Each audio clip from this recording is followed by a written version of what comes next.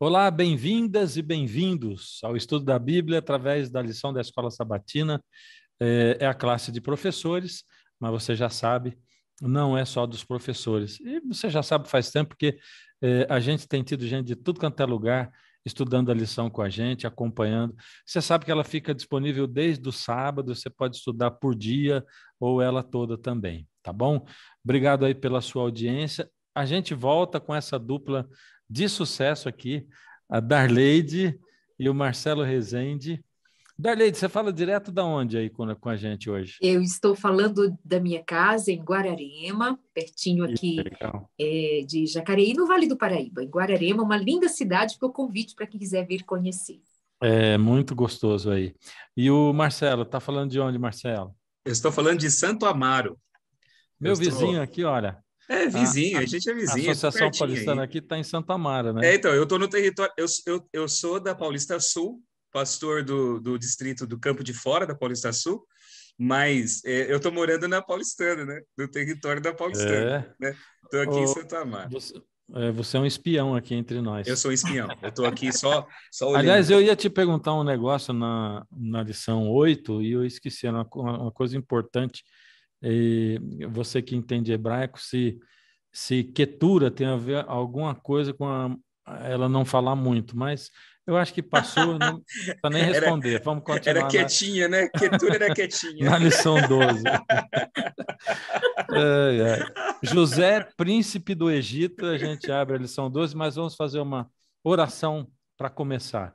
Deus amado, muito obrigado, Senhor, por essa oportunidade maravilhosa de nós estudarmos a sua palavra. Nós pedimos o seu Espírito iluminando nossa mente, nosso coração e chegando em cada pessoa que está participando conosco, em nome de Jesus. Amém. Darleide, abre para a gente José, príncipe do Egito. Tá certo. A lição ela já cai direto, tratando do encontro dos irmãos de José, aqueles que haviam feito, que fizeram, quando por ciúmes, por inveja, por raiva, o que quer que seja, eram muito incomodados quando José, ainda um garoto, dizia de sonho que ele tinha e que via os seus irmãos, que na verdade era alguma coisa muito louca mesmo de acreditar que eles se prostrariam, que eles reverenciariam José. O pai, inclusive, de José achava aquilo um absurdo, mas agora chega um momento em que aquele sonho que José teve se concretiza. E, inclusive, olhando aqui na lição, dá para ver uma gravura em que demonstra José tendo os seus irmãos à sua frente, prostrados diante dele. Todas as vezes que eu vou falar de José, eu gosto de só mencionar brevemente que muitas vezes eu vejo pessoas falando sobre ser um sonhador como José. Sonhe como José, porque José era um sonhador, sonhe você também. Eu acho muito honesto a gente lembrar que José não tinha sonhos por ele e para ele. O Senhor deu sonhos a José com vistas no propósito dentro dessa linha de ação de Deus para salvar. Então, ser um sonhador como José, com vistas a alcançar riquezas, poder, lugares, fama, o que quer que seja, não é de muita honestidade, porque nós estamos falando de sonhos pessoais, e no caso de José, trata-se de sonhos proféticos, de um sonho profético que tinha a ver com a nossa salvação, inclusive, né? Dentro Darleide, dessa linha do tempo. Pois não. inclusive, assim, eu costumo dizer, né? Deus, tem gente que se autoproclama profeta, no sentido de ter sonhos ou visões e tal, né? Na Bíblia, a gente vê que quando alguém era chamado para profeta, era um negócio assim, não, eu não, Senhor, não, eu não passo uma criança, aí, sabe, o peso da responsabilidade é grande. E, inclusive, a gente vê, por exemplo, um assunto recorrente aqui, por exemplo, os sonhos de José traziam um problema para ele, porque quando ele contava, pensa que os irmãos, que absurdo, o pai, você está querendo dizer que eu e a tua mãe também vamos. Aí você vê o Jeremias, Senhor, não dá mais, não me dá visão nenhuma mais, porque quando eu vou lá, me batem, eu apanho, eu sofro e tal.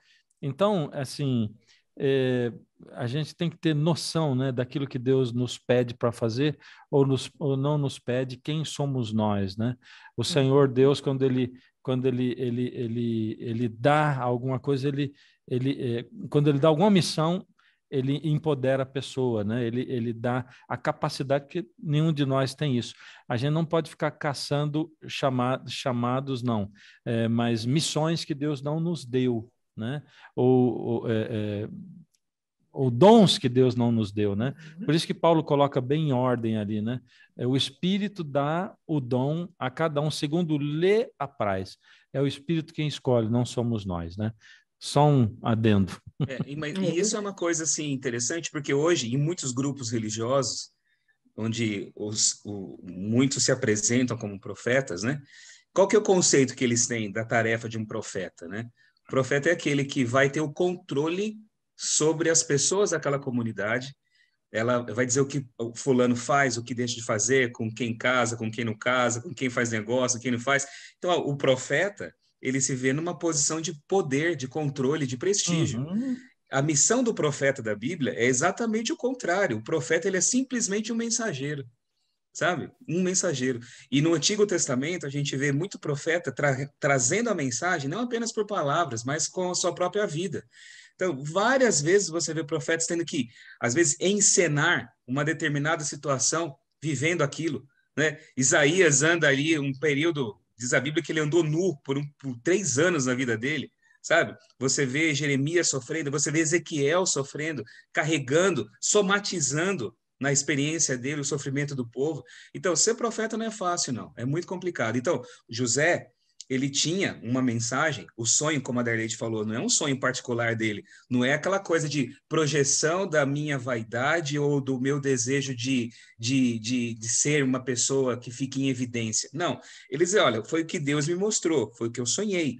E esses sonhos eram recorrentes, então não era simplesmente uma questão assim, o José é um cara mitidinho que se acha aí a última bolacha do pacote e é o melhor dos filhos, mimado pelo pai, então agora ele extrapolou o mimo, agora ele quer todo mundo debaixo do pé dele. Ele mesmo achava aquilo estranho. Ele percebia que aqueles sonhos tinham, porque eles eram recorrentes, de diversas formas eles apareciam contando a mesma história, e ele também achava aquilo estranho. Ele falou assim, olha, eu sonhei, e eu sonhei assim, assim, assim. Ele contava. Claro, o sonho era absurdo, ele era simplesmente um menino ali no meio daquela família, né? Então as pessoas olhavam para aquilo e falavam, não, você está falando, isso aí é um absurdo. Nós aqui, seus irmãos, vamos servir? Eu, teu pai, tua mãe, a gente vai se prostrar diante de você? Pô, se enxerga, meu povo, se coloca no seu lugar. Mas isso não sou eu, é Deus que está colocando isso para mim, sabe? Mas como é que a gente pode entender isso? Então, realmente, foi o que nós já comentamos aqui em outras ocasiões, né? A vontade de Deus muitas vezes coloca a gente em choque com o senso comum, né? Ou com a opinião de outras pessoas, muitas vezes. Então, ser mensageiro de Deus é muitas vezes ser incompreendido e não ser colocado numa posição de destaque, de controle. Né? Só que o José, aconteceu uma coisa, uma virada na história dele. Né? O José, ele é alçado à posição de poder, de controle. Né? Mas isso não em benefício próprio, como a Darleide mesmo falou, porque a história dele está vinculada com a história da salvação, da preservação do povo. José é o começo da história do Êxodo. E o Êxodo vai revelar o caráter de Deus para a humanidade de uma forma única na história da Bíblia. Entende? A história do Êxodo, ela é referência simbólica para o que acontece no Apocalipse, para os últimos eventos da história da humanidade. E na história do Êxodo, você tem o evangelho sendo contado de uma maneira poderosíssima. E isso começa com José. Então, a história dele é o início dessa história do Êxodo, a história de Moisés, que a gente vê no livro de Êxodo. Né? Então, ele não está ali colocado no poder, porque não, José sofreu a vida inteira, agora chegou a vez dele. Né? Eu sofri a vida toda, agora é minha vez de poder dar as cartas aqui. Eu quero agora, chegou a minha hora de poder mostrar para as pessoas, né? Eu sofri uma injustiça, agora chegou a minha vez de poder me vingar. Não é nada disso a história de José. Né? Mas a história dele tem todos os elementos, assim, acho que de todas as histórias da Bíblia, é uma das mais, assim, hollywoodianas possíveis que a gente pode encontrar. Né? A história de José realmente é uma série, você vê ali, é uma coisa de filme mesmo, de TV, porque tem todos os elementos novelísticos assim na história dele, né? Porque é uma coisa fantástica, uma das histórias assim mais belas, uma das mais assim tocantes, emocionantes por tudo aquilo que ele passa, e a reviravolta, né? O plot twist, como falam, né? O plot twist da história é um negócio assim pensado. Da cadeia, ele se torna o primeiro-ministro do Egito.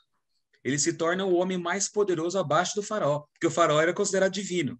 José não alcançou o posto de ser divinizado, sabe? Mas ele foi aquele por meio de quem Deus sustentou o Egito. Então, ele foi o braço de Deus agindo naquela terra, sabe? E foi uma coisa, assim, impressionante. A história dele é maravilhosa por causa disso. É maravilhosa. E quando os irmãos o encontram, já é com José naquela posição de príncipe, que Sim. para os menores como eles, especialmente estrangeiros ali, chegando naquele lugar, se depara com aquele homem naquela posição, é como se fosse o próprio faraó. E eles pensaram, meu Deus, agora é o juízo, agora é o nosso fim, quando Moisés se revela para ele, perdão, quando José se revela para eles, sendo quem ele é. Lembram de tudo que fizeram e pensam, acabou para a gente, fechou o tempo e agora já era. E aí aparece aquele homem que demonstra amor, compaixão, perdão, e mais fala-se sobre, naquele momento do encontro, mais nós vemos do arrependimento daqueles homens, dos irmãos de José, de um quebrantamento, de uma vergonha, de um arrependimento muito grande, de voltar para casa, de contar a história para o pai, de voltar, aquelas idas e vindas. Fala-se muito, dá para se perceber muito como eles se quebrantaram, se arrependeram. Penso que não somente por medo, claro que eles tiveram medo, vamos morrer, acabou tudo por aqui. Mas não somente o medo, mas assim, o que nós fizemos, o que aconteceu? Aqueles homens também já estavam mais velhos, as condições eram outras, devem ter amadurecido mais, e a circunstância declarava tanto de que Deus estava conduzindo tudo aquilo, que encontrar José naquela posição não poderia ser outra coisa a não ser a intervenção divina. No domingo, nós vamos estudar ou mergulhar um pouco mais nessa história, quando dá destaque justamente à ascensão de José ao poder. E eu nem quero me demorar sobre, porque o que fica mais nítido aqui é que não foi José que se lançou para lá, mas que o Senhor o conduziu até ali dentro de um propósito. José não pediu para Faraó, por exemplo, quando ele soube decifrar os sonhos de Faraó, ele não pediu um cargo. Ele soube dizer do sonho de Faraó, ele soube descrever porque Deus o revelou, mas mais uma vez José não tinha em mente alguma coisa, algum benefício para ele. Ele, mais uma vez, dá destaque ao que o Senhor estava operando, e ele sabia que era Deus operando em favor do seu povo. Ele tinha entendimento sobre isso. E ele não somente decifra o sonho, mas ele tem a atitude de apresentar um plano, olha, um plano econômico, diria, né? Um plano econômico para o governo. E Abraão entende que aquele homem não é um homem comum. Entende que aquele homem tem o Espírito de Deus e ele declara isso. Mas é provável que Faraó não tenha feito essa leitura pelo viés religioso, ainda que reconhecendo que o Espírito de Deus agia naquele homem. Mas certamente ele tinha muito interesse naquele plano, porque parecia um plano interessante. Mas, ao mesmo tempo, eu vejo que houve fé em Faraó, né, minha gente? Faraó creu. Sim, o Faraó teve fé. Assim, a gente hoje, por viver assim, por crermos em um Deus e sermos monoteístas, a gente não consegue entender muito bem a cabeça, né, de alguém que vive numa cultura politeísta como o Faraó. Né? A gente vê, assim, na história de José, um paralelo muito interessante com a história de Daniel, na Babilônia. A mesma coisa, né? Por meio, Deus fala, ele interpreta o sonho do rei Nabucodonosor, e Nabucodonosor vê ali a mão de Deus falando por intermédio de Daniel, como acontece na história de José, também da mesma forma, né? Só que o que é interessante é que esses homens poderosos, esses reis do passado, eles tinham uma ideia, o poder deles não é simplesmente político, é um poder também religioso, né? A fusão da religião com a política, ela era muito mais aberta e mais clara do que é hoje. O poder e política, ou melhor, religião e política sempre caminharam junto na história, e algumas vezes são responsáveis por coisas drásticas na história, né? Mas hoje também, da mesma forma, a gente vê religião e política trabalhando juntos, né?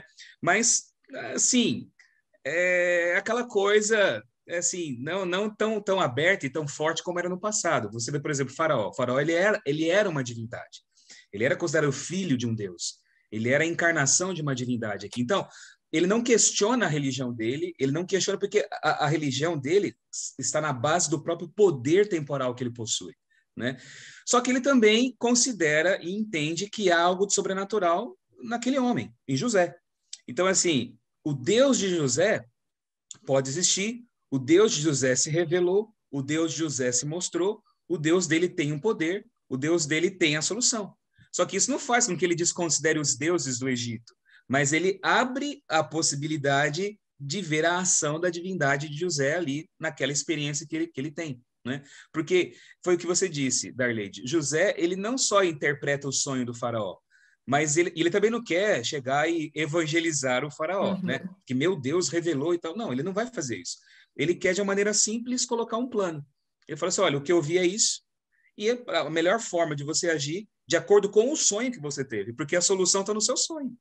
Né? É o sonho dele. Quer dizer, para ele foi algo simples. Olha só, olha, se são 7 espigas gordas, se são 7 vacas gordas e depois magras, é um período de prosperidade. Na prosperidade, você junta. Na prosperidade, você guarda. Na prosperidade, você faz o seu cofre. Você faz ali o seu fundinho de emergência, que ele falou para o faraó, para você poder enfrentar os momentos difíceis, né? E a visão administrativa de José foi tão, assim, arrojada e foi tão... ele ganhou a confiança do faraó de uma maneira tão profunda que no final da história, né, o livro de Gênesis vai colocar isso no final da história de José, José não apenas ele salvou o Egito da fome, como ele comprou o Egito inteiro para o faraó. Ele começou a comprar terra, porque chegou o ponto que, na época da crise mesmo, da fome mesmo, o povo já não tinha mais com o que comercializar, não tinha mais o que oferecer para comprar comida. Eles precisavam de comida, precisavam de suprimentos. José começou a comprar o Egito. Ele comprou tudo. Ele fez o faraó mais poderoso ainda do que ele já era. Sabe? O Egito ele é dividido em 2 terras, o Alto Egito e o Baixo Egito. Né? A palavra Egito em hebraico, Mitzraim, já é uma palavra plural. São as 2 terras do Egito. Né? Então, o faraó ele tinha a administração das 2 terras. A gente vê algumas imagens do faraó com uma coroa dupla na cabeça. Né? Uma coroa com uma tiara vermelha assim, e um núcleo assim, parecendo um conezinho branco assim na cabeça dele com aquela serpentezinha, né? Aquelas najas que ele tem. Assim. Às vezes 2 ele tem, né? Porque é o poder que ele tinha nas 2 terras do Egito. O José comprou o Egito inteiro, as 2 terras. Sabe, o faraó, não só ele tinha o poder político e religioso, mas ele tinha a escritura do país na mão dele. Então, para você ver o nível de confiança administrativa, econômica que José conseguiu e como ele era uma pessoa atinada. Era um homem espiritual, mas um homem muito prático também. Né? E ainda o desfecho da coisa é que ele coloca a família dele dentro do Egito.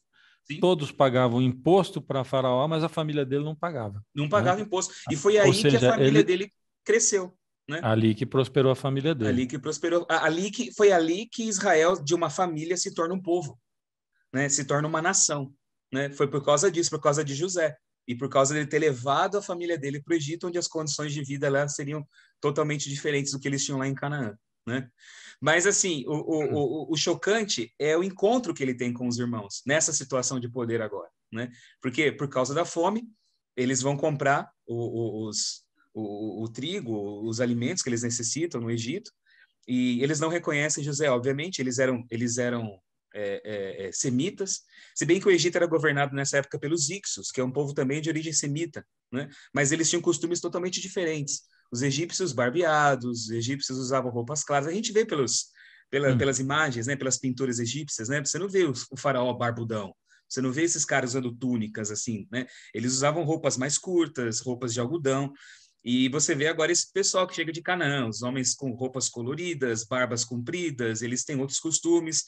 E José ele estava completamente assimilado no Egito, maquiado como egípcio, roupas egípcias, barbeado como egípcio. E os irmãos há anos não viam José, há coisa de 20 anos não viam José. Então José havia mudado muito na aparência dele. E José não falava o hebraico com eles. Né? Eles chegam lá falando hebraico, ele entende, na língua ele reconhece os irmãos, ele percebe que os irmãos não reconhecem, e aí vem o sonho na mente dele. E uma coisa que é interessante, a Bíblia não deixa isso de uma maneira muito clara, mas José ele faz questão de ver o sonho se cumprir. Ele quer ver o sonho se cumprir. Sabe? Eu não sei qual é a motivação interna dele para isso, mas ele quer ver o sonho se cumprir. Quer dizer, os irmãos se prostraram diante dele, mas não eram todos. Todos têm que se prostrar, porque o sonho é esse, sabe? Então, a palavra vai se cumprir, aquilo que Deus falou vai se cumprir, a família vai vir aqui, sabe? E ele também quer saber, né, depois de tanto tempo, se os irmãos dele ainda eram aqueles mesmos homens que o haviam vendido como escravo no passado. né? É que, na verdade, eu acho que o sonho se cumprir, ele até dá uma certeza maior para José de que ele deve trazer a família e Sim, não voltar para a terra dele, né? sim, sim. Naquele momento, porque o que eu devo fazer agora? Eu devo trazer minha família ou devo eu sair daqui e voltar para lá, né? Sim. Como Esdras fez, por exemplo, que deixou o palácio e voltou para reconstruir, né, Jerusalém. Não, então ele teve aquela certeza, o sonho deu para ele essa visão também. Bom, eles vindo aqui, a certeza de que eu tenho que trazer todo mundo para cá, né? É, Eu acho que isso aí e o é cumprimento do importante. sonho também faz parte da base do cumprimento de todas as promessas maiores que Deus tinha feito para a família dele também, né? Além de dar para ele a segurança do que fazer, se traz a família ou se vai até a família, mas também o cumprimento do sonho mostrava o propósito maior de Deus em ação na vida dele, né? Então, tudo isso também, ele quer ver o sonho se cumprir nesse aspecto também, né? Mas aí começa assim a história, né? José vê os irmãos e a Bíblia fala que ele chora, né? Ele é um homem prático, ele é um homem de visão, ele é um homem frio para poder administrar um país como o Egito, mas ele também tem suas emoções, né? Elas vêm à tona, né? Ele José tem chora. coração, né, pastor? José tem coração, né? Ele tem coração, né? Ele chora, ele não, ele trata os irmãos de maneira fria, fala com eles com o tradutor, né? Ele não fala na língua deles, né? E os irmãos, eles estão ali lidando com o primeiro-ministro do Egito, né? Só que José fala assim: vocês são espiões. Tá? Com base em quê? Não, vocês são diferentões aí, eu não sei de onde vocês vêm, né? Vocês falam que vêm de um lugar aí, se vocês estão aqui espiando a terra para poder ver os pontos fortes da terra e estão aqui planejando um ataque ou algo maior. Não, não, vocês são espiões. Aí começa a história de José e espremendo os irmãos dele, né? Para poder ver ali agora até quem eles são, né? Se eles são os mesmos homens que fizeram a barbaridade de vendê-lo como escravo no passado, né? O que havia acontecido na vida deles, né? E porque, como a gente viu no final da história, José ele vai dar uma proteção especial para a família dele, né? Mas ele quer conhecer primeiro o caráter dos irmãos dele. Então começa essa história. Nós somos filhos de um homem idoso, tal. O pai de vocês vive, ele está ali, assim, tal. Ficou com o nosso irmão mais novo e tal. Quero ver o irmão mais novo de vocês para saber se vocês estão falando a verdade, né? E a história vai passando, né? E ele vai colocando esses homens numa situação de desespero, de angústia. Chega até uma hora que, no final, eles falam assim: olha, foi por causa do que a gente fez com José que Deus está permitindo essa ansiedade. Eles falam assim, a expressão que eles usam, essa ansiedade no nosso coração. Sabe? Porque José coloca esses homens numa situação de desespero. Assim, a gente não está dando nada de motivo e ele está cismando com a gente, né? E não, mas eu quero ver o irmão mais novo de vocês. Traz ele para cá. E depois de muita insistência e falar com Jacó, Jacó não queria deixar Benjamim ir até o Egito. Benjamim, filho da Raquel e aquela coisa toda. Ele vai até o Egito e José mostra desde o começo predileção por Benjamim. Chama ele de meu filho, trata ele diferente, né? Quando ele vai oferecer um banquete para os irmãos, coloca todo mundo em ordem de idade, sentadinho na mesa, oferece 5 vezes mais alimento para Benjamim do que para os demais, sabe? E ele não vê uma reação de ciúme, de disputa, de inveja entre os irmãos com Benjamim. Pelo contrário, ele vê o cuidado que eles têm com Benjamim em consideração ao pai, O pai. pelo que eles haviam feito o pai passar com José, sabe? Esse é o grande trauma coletivo dessa família. A mentira que durante anos eles haviam ocultado do pai, né? E a vida do pai, ela praticamente acabou com a morte de José. Sabe? Emocionalmente, o homem se desmontou. Sim. E eles E foram aquilo... responsáveis por essa destruição emocional na vida do Jacó. Exato. Tá? E aquilo deve ter ferido muito o coração deles, né? Deve Demais. ter visto o pai sofrendo daquela maneira e eles se olharem guardando um segredo, remorso, culpa. Deve ter havido ali muito conflito entre eles, a parte do pai. E quando há esse encontro entre José e ele faz essa pressão sobre os irmãos, é bom que a gente deixe claro, se referindo a ele ser um homem que tem coração, para a gente também não colocá-lo nesse lugar de um mitos sagrado, como se ele não tivesse a humanidade viva nele. É claro que na hora que ele estava pressionando os irmãos, ele estava sentindo desgosto, ele estava se referindo a tudo que ele viveu, a tudo que ele passou, a todo o sofrimento que ele foi exposto. Me deu vontade de chorar agora por ele. Imagina, de tudo que ele sentiu, sabe? Você ser rejeitado, você apanhar, você ser vendido pelos seus de casa. E não tem dor maior do que você ser machucado pelos de casa. Você ser machucado por estranhos, você ser machucado por quem você não tem laço sanguíneo, não tem uma história de intimidade, é uma coisa, machuca, mas os seus é muito doloroso. E me lembro até da expressão de Jesus, né? A expressão que se refere a Jesus: veio para o que eram seus, e os seus não o rejeitaram, não o receberam. Que tem muita ligação, né? A história de Jesus com a história de José. Mas, com certeza, naquela hora, José estava expressando mesmo naquela pressão, extravasando, mas sem o ódio, sem a força do ódio, sem a força do desprezo, mas simplesmente liberando sua humanidade, porque era impossível ele passar incólume por aquilo e dizer: cadê o Benjamim? Traz o Benjamim, por uma questão, sabe, formal. É claro que ele estava. E quando ele chora, minha gente, aí deixa para depois. Eu queria trazer isso aqui um pouquinho para os dias de hoje, né? Porque Jacó, ele tinha uma família estendida grande, né? Ele tinha os 12 filhos e a família estendida era grande.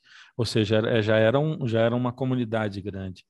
E os 12 filhos de Jacó, eles representavam a promessa de Deus, né? E eles representavam o povo de Deus, né? É muito importante os 12 filhos. A gente vê tudo isso aí na Bíblia. Depois os 12 discípulos, a Nova Jerusalém, com os fundamentos, as bases e tal, a gente vê discípulos, a gente vê os filhos de Israel, a gente vê os discípulos nas portas da cidade e tudo mais. Eles eram realmente muito importantes dentro do plano de Deus.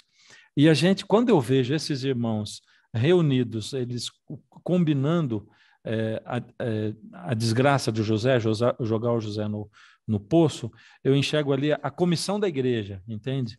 Sabe, a comissão da igreja, quando ela se reúne e vota maldade, ou quando se reúne e lá dentro tem discussão e tem discórdia, eu vejo a reunião da comissão administrativa da associação, de alguma associação. E eu estou dizendo isso porque essa igreja aqui, ela decepcionou Jacó e decepcionou José muito, e judiou muito deles.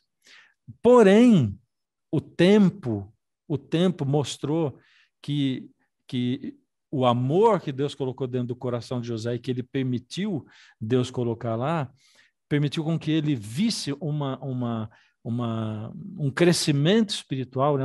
E que ele se reconciliasse com aquela base da igreja, com aquela liderança do que era o povo de Deus ali, né? Então, a gente vive numa época onde as pessoas desacreditam muito de igreja e onde nós, como líderes, muitas vezes cometemos coisas erradas e líderes cometem atrocidades, né? E deliberadamente ou sem querer e tal, mas Deus não desistiu dos seus 12, dos seus filhos. A gente estudou lá a lição número 8 e ali a gente comentou como é que os filhos de Abraão mais ou menos entendiam a posição de Isaac, né? E aí, porque Isaac tinha uma preeminência, aqui eles não entendem essa coisa do Jacó dar uma preferência, né, para o José, de colocar o José numa posição de preeminência, né? Sendo que ele amava mais a José do que os outros, o que era também um problema de Jacó, né? E que tinha que se resolver. Porém, conforme o tempo passou, eles entenderam aquilo. E aqui já estamos na parte de terça, né? Quando Benjamim é trazido, a gente vê toda essa reconciliação, todo esse entendimento da importância do Benjamim para o pai, da situação toda, do José, e eles acabam inserindo todo mundo junto de novo, e essa unidade se torna uma unidade muito, muito mais forte, muito mais fortalecida e preparando todo mundo para o que viria pela frente, né? Isso que você falou, Fernando, junto com o que a Darlete também comentou agora sobre o mal que a gente sofre daqueles que são de casa, né? Essa coisa do fogo amigo que acontece dentro dos ambientes da igreja, às vezes da família, dos relacionamentos mais próximos que a gente tem, como isso machuca. Quando você sofre uma injustiça ou um mal muito grande de uma pessoa próxima, isso machuca, isso fere muito, isso marca para sempre a vida da gente. Mas aquele que faz o mal, ele também carrega dentro de si um trauma por esse mal realizado, sabe? As pessoas elas podem tentar sufocar isso, podem tentar superar isso, mas as pessoas mesmo... Existe aquele ditado popular, né, que fala assim, né? Quem apanha não esquece, né? Quem bate esquece, quem apanha que não esquece, né? Mas na vida a gente percebe que quem bate também carrega marcas muito fortes, mesmo que não reconheça Amém, isso. amém. Carrega sim, Amém sabe? pelo bem, né, das pessoas. Sim, porque a não ser que não seja ser humano, que você seja assim uma pessoa psicopaticamente fria, sabe? Porque se você for ser humano e tiver coração dentro do peito, o mal que você pratica com uma outra pessoa, deliberado, feito com uma outra pessoa, isso vai marcar, isso vai cobrar, isso vai voltar, isso vem de alguma forma bater na tua porta assim. Foi o que aconteceu com os irmãos de José, sabe? O que aconteceu na história de Gideão, os midianitas roubavam trigo, roubavam. Depois, um cara tem um sonho de um pão caindo na tenda do capitão. Aí um soldado fala, esse é Gideão.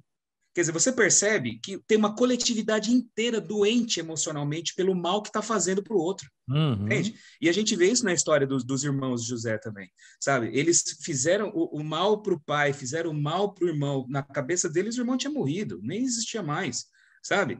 Então, e como a gente vê hoje também, sabe? Na igreja, nos relacionamentos nossos, sabe? Isso bate na porta. E essa é a forma de Deus poder construir um caminho de restauração na vida daqueles que também fazem o mal. Sabe? É uma forma do Espírito Santo também construir a restauração na vida dessas pessoas. A gente pensa assim, eu sofri a injustiça, somente eu fui injustiçado nessa história, somente eu paguei o preço. Não. Aquele que também fez a injustiça, ele também sofre o mal daquele mal que ele realizou. Sabe? E Deus também tem a forma de poder trabalhar e construir a vida dessas pessoas, como foi com os irmãos de José também, que foram atormentados com isso. Né? E aí, quando José une todo mundo no Egito, Benjamim está ali. Vem a história do copo, né? Das adivinhações, né? E é interessante essa história do copo, porque daí até a impressão, mas José agora virou místico, José é supersticioso. Não, o Egito tem uma cultura religiosa, como a gente comentou agora aqui, né? Politeística, uma cultura diferente, né? Só que o cálice que ele usa ali era um cálice utilizado para fins sacerdotais, pelas próprias palavras que o texto original vão colocando ali para o cálice. Não é um cálice comum de você beber ali, é um cálice usado para fins sacerdotais, né? Então, assim, aquilo era para colocar na cabeça dos irmãos dele a ideia assim, olha, quem sabe, poxa, esse cara ele tem um cálice aí, né, utilizado na religião dele, vai saber se Deus não usou esse negócio, esse cálice para poder mostrar alguma coisa para ele. Era para colocar os irmãos assim debaixo do medo do sobrenatural, para ver como seria a reação deles agora, sabendo, olha, Deus sabe o que vocês fizeram.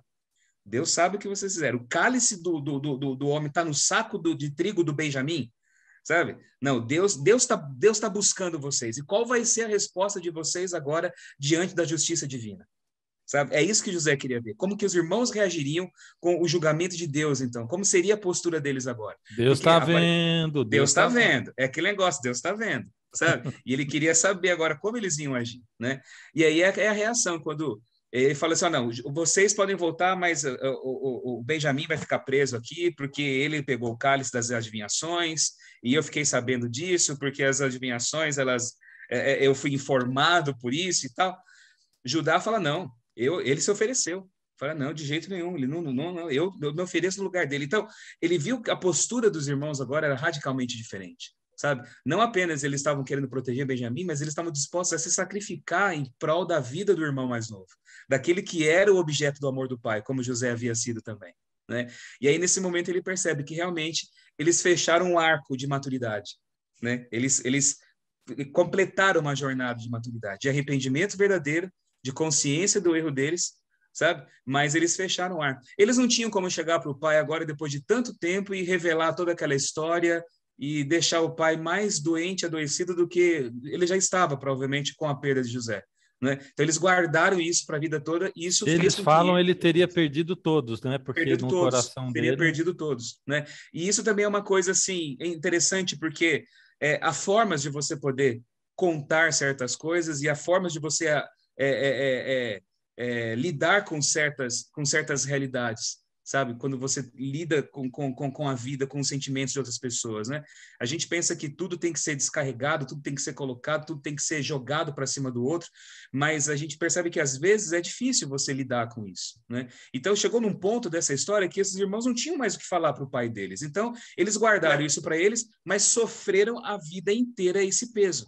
Mas isso fez com que eles amadurecessem, com que eles aprendessem e mudassem a compreensão da própria forma, da própria dinâmica familiar deles. Então, quando ele percebe isso, José se revela para os irmãos, né? E nesse ato dele se revelar, a Bíblia usa uma expressão que até o texto da lição enfatiza isso, o autor da lição enfatiza isso, José dá a se conhecer. E a expressão que ele usa ali em hebraico é a mesma expressão que Deus usa quando Deus se dá a conhecer a Moisés, sabe? Então, assim, só aparece na Bíblia 2 vezes isso. Quando Deus no Monte Sinai se revela a Moisés e quando José agora se revela para os seus irmãos. Então, quer dizer, Deus se revela aos irmãos de José por intermédio de toda essa história e de tudo aquilo que José havia realizado na vida deles também, sabe? Então, foi uma experiência com Deus que esses homens tiveram. Foi um caminho com Deus que eles tiveram, sabe? A vida inteira, mas principalmente no clímax agora, nesse fechamento dessa história.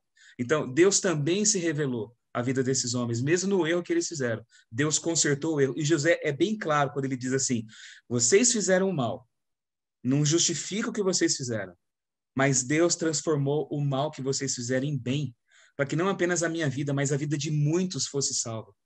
Muitas vidas fossem salvas. E não somente a vida daqueles que comeram do trigo que José plantou durante 7 anos de fartura. A nossa vida hoje é salva também, por intermédio disso que José fez. Porque foi por intermédio disso que o povo de Israel se tornou o povo, por intermédio disso houve o êxodo, a revelação de Deus à humanidade e a história toda como a gente conhece. Então nós somos salvos também por intermédio dessa história. Tá? Então José falou assim, Deus transformou o que vocês fizeram no mal, o mal que vocês fizeram no bem, que salva toda a humanidade. É o alcance do que aconteceu, né? E essa é a consciência. Por isso que José não se perde no processo, ele não é levado pelo ódio. Porque é aquilo que a gente comentou quando a gente falou da lição do Abraão, lá da lição 8, né? É a questão da identidade e de você olhar o propósito das coisas. Ele tinha o propósito de Deus na mente dele. Ele tinha essa visão, ele sabia quem ele era. Ele sabia quem Deus era para ele. E qual era o papel dele nessa história, e de Deus na vida dele também. Quando você não perde essa referência, por mais que a vida tenha os seus altos e baixos, você pode ir para a cadeia hoje, você pode sentar no Palácio do Planalto amanhã, sabe? Você pode estar no poder ou você pode estar na miséria. Mas se você não perde a sua identidade, você continua sendo você. Você continua vivendo o plano de Deus para você. E é por isso que José não é consumido pelo ódio e nem pela vingança. A justiça é uma coisa, mas ódio e vingança são coisas totalmente diferentes. Sabe? Ele é justo com os irmãos dele. Por isso que ele pode perdoar. Por isso que ele é misericordioso. Porque ele tem a referência de Deus e o propósito de Deus na vida dele. E não é consumido pela vingança. E o que a gente faz, né, para manter essa referência de identidade, né? Essa identidade, ela precisa ser resgatada. Eu não sei como igreja, porque assim, a igreja tornou-se muito grande, né? Falar de igreja nem é mais falar na proporção ou nos números do povo de Israel, na saída do Egito para Canaã, é falar de uma proporção muito maior, muito mais ampla, em que eu não sei se nós temos ainda diante de nós o entendimento da identidade, de quem nós somos, o que nós estamos fazendo aqui. Às vezes eu tenho a impressão que nós nos perdemos e que isso vai ficando muito difícil de a gente concluir uma questão tão dolorosa como foi essa questão da experiência de José, de ele dizer, calma, tá tudo bem, Deus me enviou. Isso é uma revelação muito forte de não ter se perdido de quem ele era, do que ele estava fazendo ali, e ainda que tenha sido vendido, tenha apanhado, tenha sido preso, tenha sido caluniado, que uma mulher o caluniou, de ele ter sido injustamente sido condenado por algo que ele não fez, e se não fosse a intervenção de Deus, o que seria da vida daquele homem? Mas ele não perde o propósito de vista, ele não perde a sua identidade. Então, diante disso, eu fico muito preocupada comigo, com a minha história, com o meu lugar nessa jornada, e nós como igreja também, nós como nos consideramos povo de Deus, os cristãos, onde está a nossa identidade? Onde está a diferença que a gente faz, a relevância que a gente traz em si, na vida, em termos de cumprir algo que é muito maior do que nossos desejos pessoais, né? Por exemplo, não, agora eu quero mudar um pouco, voltar ali, na verdade, para o que a gente tinha falado das emoções de José, só para pontuar que, assim, um destaque para qual é a hora em que José ele se declara para os irmãos. É justamente quando os irmãos lembram que o pai deles morreria caso Benjamim não voltasse. Ali ele grita. Eu imagino que para ele pessoalmente, de fato, aquela seria uma dor insuportável. Meu pai deve ter sofrido muito por mim, como eu sofri por tudo que eu passei. Saber que o meu pai poderia passar por uma outra dor, não, vocês não estão entendendo o que eu estou falando. Vocês não estão entendendo a proporção de tudo que aconteceu. Sou eu o irmão de vocês. E ele grita isso, chorando para os seus irmãos, se revelando quem ele é. A dor pegou ali pesado, de novo, revelando o quanto aquele homem sofreu. E sabe, só para devolver a palavra para vocês, o sofrimento tem um lugar muito especial na vida da gente. O sofrimento é uma diretriz, muitas vezes, necessária para a gente turrona, para a gente durona, e até mesmo para a gente boa, como José, que tinha lá suas dificuldades. Dizem que ele era um garoto mimado pelo seu pai, tido como queridinho. Eu não sei o quanto isso afetou, mas de alguma forma, tanto na vida dos irmãos, quanto na vida de Jacó, quanto na vida do próprio José e de todos nós, o sofrimento tem o seu lugar. Agora, Deus nos livre de sofrer o sofrimento dos irmãos de José, que cometeram a injustiça. Mas se diante da vida a gente tem que sofrer, que ao menos nós vivêssemos o sofrimento de sermos o injustiçado, de sermos como José, porque aí nós não estaríamos incorrendo no mal. Mas o mal está aí na natureza humana e que Deus tenha misericórdia de nós. Então, Darleide, você falou uma coisa muito importante, várias coisas, mas essa última aqui, né? Quer dizer, que Deus nos livre de sermos os que vamos cometer injustiça, né? Antes sejamos injustiçados. Só que o sentimento da maioria das pessoas não é essa, e o não perdão acaba esmagando a vida de muita gente, porque diz assim, não, essa pessoa me injustiçou, e eu não consigo, né? Não consigo perdoar essa pessoa.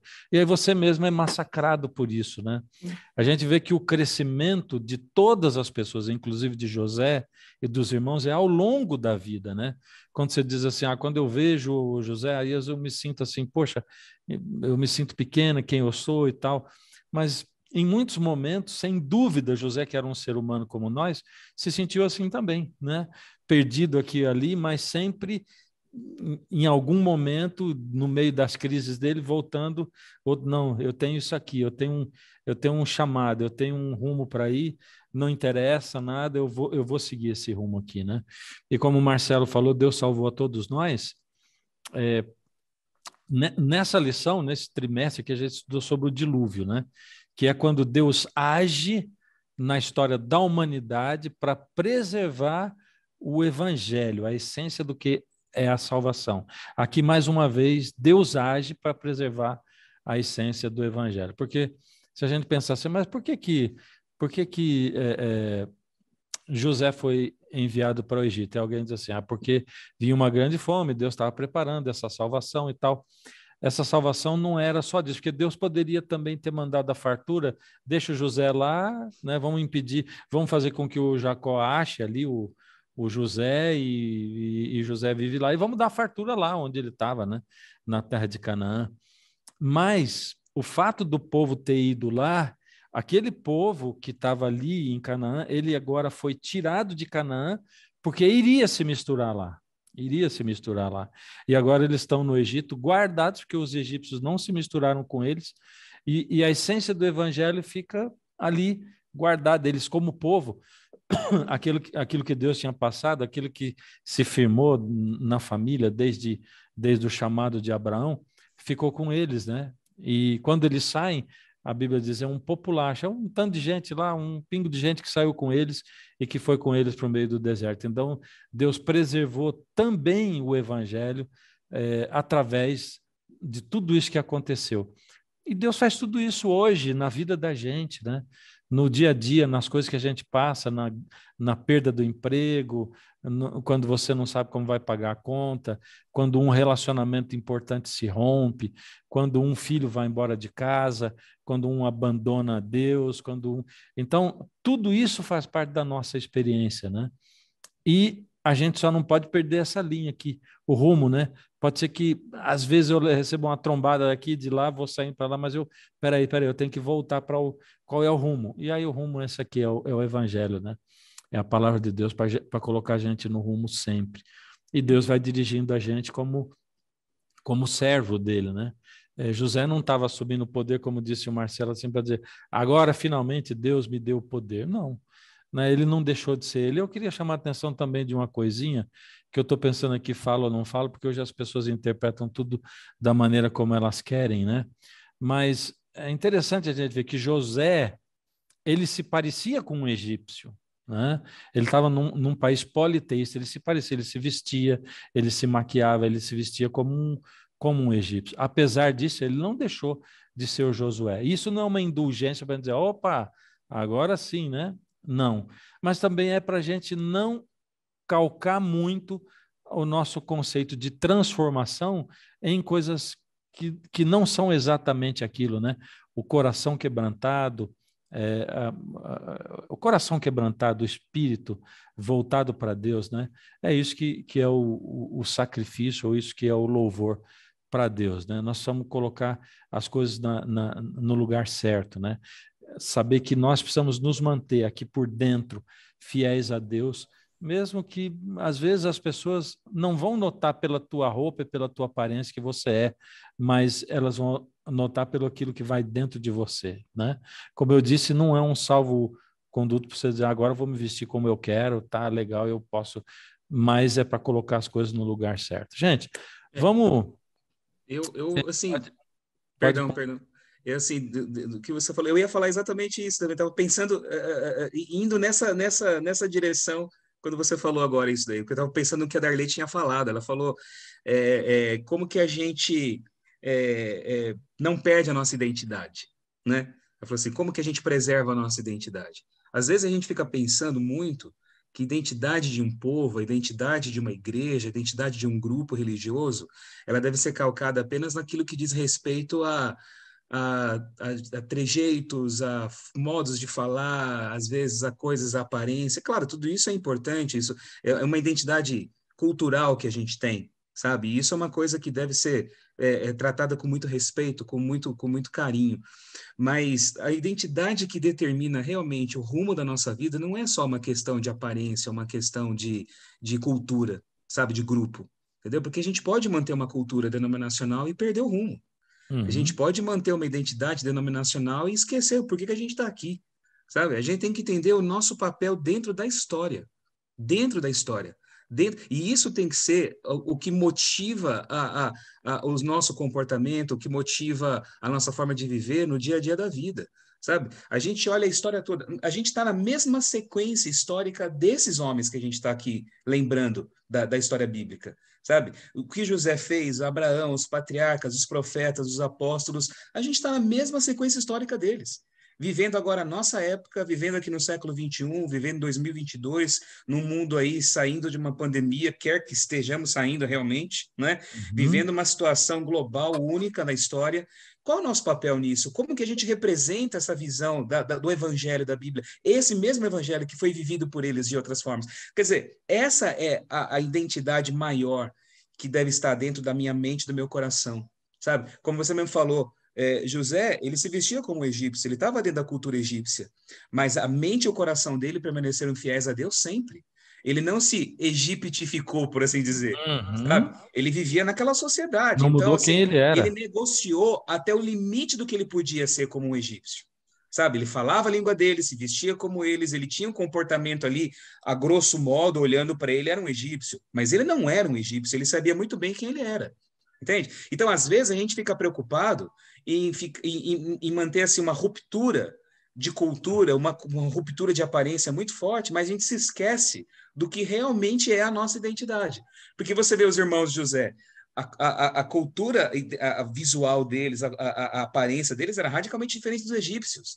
Sabe? Mas esses homens estavam vivendo uma amargura gigantesca por muitos anos, haviam se perdido na história. Tanto que Deus teve que usar José para se revelar a eles de novo. Sabe? Deus se dá a conhecer a eles mais uma vez. Deus resgata esses homens, entende? Então, assim, a gente tem que manter, sim, a nossa identidade, a gente tem que manter a nossa cultura, a gente tem que oferecer às pessoas aí fora uma forma diferente de se viver a vida, mas a gente também não deve esquecer que o que determina quem nós somos é como eu me vejo dentro dessa história, a minha missão, o meu testemunho, a minha participação nisso. Isso que é a nossa identidade principal. Se a gente perder isso, a gente pode até ser uma denominação forte, a gente pode ter instituições fortes, a gente pode ter estruturas fortes, mas a gente vai simplesmente ficar girando em círculos, vivendo só para a nossa própria realidade, perdendo, de fato, a nossa efetividade no mundo exterior. Aí a gente pode chegar àquele nível que se encontrava o povo de Israel quando Jesus Cristo nasceu. Né? Aqueles homens mantendo as aparências e Jesus dizendo sepulcros caiados. E Jesus fez toda uma advertência em torno daquilo. Então, isso fica muito escancarado de como a formalidade, de como todos os ritos foram levados a um patamar de orgulho, de vaidade, e se perderam completamente ao ponto de sacrificar Jesus, de não recebê-lo, de não aceitá-lo. Né? E Jesus vem colocar as coisas no seu devido lugar. Isto é importante, como Jesus disse para ele certa vez, olha, devolver o dízimo do coentro, do endro, enfim, das especiarias, ok, mas olha o que vocês estão fazendo com relação aos pais de vocês, aos demais mandamentos. Então, isto é importante, mas aquilo também. A gente tem um costume, até muitas vezes para nos colocarmos meio que à parte, ou não, enfim, por questões humanas, próprias de cada um de nós. Às vezes nós também entramos naquela da dicotomia, né? Isto em vez daquilo, em lugar daquilo. Então, o que está sendo dito aqui, eu me remeto à preocupação do pastor Fernando, né, quando ele disse assim, eu estava aqui pensando em falar, mas acho que não vou falar, porque temos vivido diante dessa dicotomia, ou é isso ou é aquilo. Então, então beleza, piercing e tal, e essas coisas dos costumes gerais. Está liberado, porque o que importa é Jesus no coração. Não, tudo bem, realmente. Fazer essa sem omitir aquelas, né? Não é? Mas, assim, uma coisa não invalida a outra. Agora, o que invalida? Justamente isso que foi dito e que vale a pena reforçar. Se isto foi feito a partir de um coração egoísta, vaidoso, presunçoso, nós vamos, então, demonstrar aquilo que Jesus Cristo repreendeu, sepulcros caiados. Por dentro, vocês são fétidos, estão mortos, estão muito distantes do propósito de Deus. Então, que Deus nos auxilie no Espírito Santo, no conhecimento da palavra, que nós podemos, em Cristo Jesus, cumprir esse propósito sem abrirmos mão daquilo e de outra maneira. Até porque José, ele foi vendido para uma nação que não era seu povo, não tinha família, não tinha nada, não sei nem se ele podia escolher como escravo? Acho que ele não podia escolher. Agora, nós estamos em situação de escravidão ou temos a liberdade hoje de escolher mais do que José teve? E para depois ele fazer ruptura com aquele governo, com aquela cultura, o que estava em jogo? O plano de Deus, o propósito de Deus. Então, não era um cara que estava trabalhando com bases na sua vaidade, com bases no legal, a moda do Egito é muito maneira. Ele tinha em mente algo maior, então se tem que se vestir como o povo do Egito, eu estou aqui, eu sou do Egito, eu estou no Egito, apesar de eu não ser, mas eu estou aqui, eu tenho um propósito, Deus me trouxe para esse lugar, e coisa que ele disse para os seus irmãos, Deus me trouxe, Deus permitiu. Então, de novo, né, aquilo que a gente precisa bater sempre, e está sendo a marca desse nosso estudo, que é assim, ter em mente o que você está fazendo aqui e por que você faz o que faz. Desde a roupa, a comida, o sermão, a música, o que quer que seja. O que eu estou fazendo aqui com isto? O que isto significa para a minha vida, para o testemunho, para o reino? Qual é o significado disso? Senão a gente se perde. É isso, gente. Bom, a gente vai orar daqui a pouquinho, agorinha, né? E você vai continuar, você que é professor de escola sabatina, com as orientações do pastor César Reis, mas nós vamos orar, vamos pedir a bênção para terminar. Gostou desse estudo? Gostou? Então, chama outras pessoas para participarem dele com a gente também. Divulga, né, o nosso link, compartilha e participa também colocando aí seus comentários, tá bom? Gente, muito obrigado, Darleide e Marcelo. Eu vou pedir para o Marcelo orar com a gente hoje, por favor. Sim. Vamos orar então. Nosso Paizinho querido, nosso Deus bondoso, agradecemos imensamente a oportunidade que nós tivemos aqui de estudar sua palavra, de refletir a nossa vida, o significado dela, à luz dessa história maravilhosa de José e desses ensinos tão preciosos que nós recebemos. Ajude-nos, Senhor, a encontrar nosso propósito, o nosso significado, a mantermos a nossa identidade, a sermos instrumentos nas suas mãos, a encontrarmos felicidade e realização, seguindo o Evangelho em nossas vidas, assim como José e tantos outros da palavra encontraram também.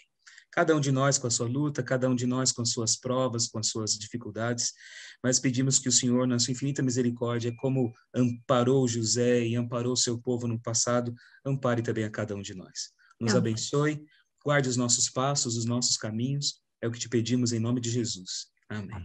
Amém, Senhor Deus. Amém. Obrigado vocês, viu, pela participação mais uma vez. Obrigado Espero encontrá-los em muitas outras lições aí, viu? Obrigado. Um abraço para todos. Um abraço, pastor Marcelo, pastor Fernando.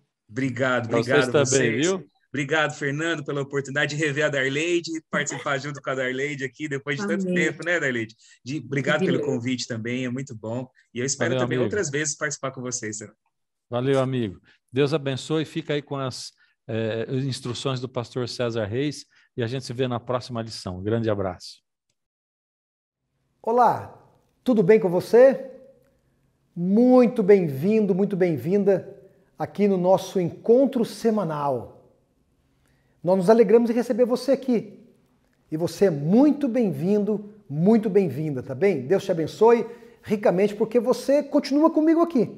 Você teve agora, passou um momentinho aqui com o pastor Fernando, não é? Estudando a lição, relembrando alguns conceitos, ou aprendendo alguns conceitos, e agora você está aqui comigo para a gente conversar um pouquinho, trocar uma ideia, bater um papo e trazer para vocês algumas orientações, algumas dicas que são fundamentais no trabalho que você faz aí na sua igreja, né?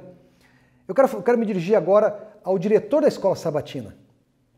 Lembrando que você também é responsável, junto com a igreja, junto com seus liderados, os professores da Escola Sabatina, a gente tem que promover um dia agradável, feliz, um dia festivo para o Dia do Amigo. Não é? O Dia do Amigo, trimestralmente nós temos aí um dia especial, que é o Dia do Amigo. Esse dia é um dia para a gente fazer uma festa na igreja, receber os nossos amigos, os amigos da igreja, não é? Preparar a igreja para receber, preparar a recepção para receber esses amigos, não é? Um local especial talvez na igreja para recebê-los também. E é importante também a gente às vezes ter um lanchinho, uma comidinha, uma lembrancinha especial, algo especial para essas pessoas, porque se a gente só falar para eles que eles são especiais, é bom, é importante, mas quando a gente materializa isso é mais importante ainda. A pessoa sente realmente que nós nos preocupamos com ela antecipadamente. Não foi só naquela hora, nós preparamos algo para ela, esperamos aquele momento especial e ali então a gente traz algo muito bom, muito especial para ela. Então, o que você acha de a gente fazer um dia do amigo especial? Não é? Promova na sua igreja, dias antes, não deixa para fazer só no sábado de manhã, vai promovendo isso. No sábado anterior diz, olha, sábado que vem nós vamos ter o dia do amigo. Traga o seu amigo na igreja, traga o seu amigo na escola sabatina. Nós vamos ter um momento especial com eles, vamos orar por eles, não é? Vamos interagir com eles, vamos ter uma lembrancinha para eles também. Não é? As pessoas gostam de lembrança, as pessoas gostam de presente. Não é? Quando você diz para alguém que você gosta dela, que você a ama, não é? E você materializa isso, ela vai ficar muito feliz. Ela vai realmente entender que ela é importante para você. Então, no dia do amigo, vamos fazer um dia especial do dia do amigo. Não é? Preparando os professores para esse dia, preparando a igreja para esse dia. Olha quanta coisa boa a gente pode fazer nesse dia. Quanta atividade especial a gente pode pensar em fazer. Amigo, use a sua criatividade. Não é? Amiga, use a sua criatividade. Pense aí como é que você pode atrair as pessoas para esse dia, mobilizar sua igreja para esse dia. Eu estou aqui, eu tenho algumas ideias, é verdade, mas eu estou aqui para estimular você. Eu estou aqui para mexer com a sua mente, para que você possa criar coisas novas, desenvolver coisas novas. Aí na igreja local, não pense que a gente aqui no escritório, a gente tem todas as coisas fantásticas para a igreja. Não, não é assim não. Muita coisa começa aí na sua igreja. E a gente, na sua igreja, a gente reparte para outras igrejas.